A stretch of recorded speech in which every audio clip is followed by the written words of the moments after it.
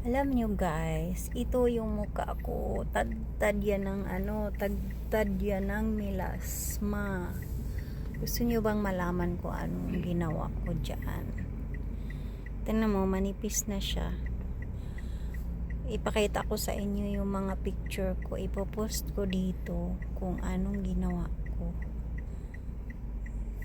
Yan o, tingnan nyo o, yung sa noo ko. Meron pa siya medyo malabo-labo na nga lang. Yung noon, ipakita ko yung noon, yung picture ko. Tingnan mo, ito, manipis na lang ang natira.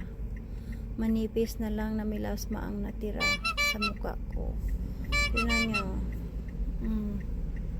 Ito na lang, oh. Yan, tapos yung dito, ito na lang. Yung dito. Oh, ayan na yung dati kong mukha. Tingnan ninyo. Yan. Ang kapal, di ba? Oh, ngayon yung video ko ngayon, walang makeup yun. Lipstick lang meron ako. Hindi nga ako nakapaglagay ng ano ko sa kilay ko eh. Hindi ako nag-makeup doon. Sunblock lang nilagay ko. Kasi sumama ako sa aking darling. Ayan.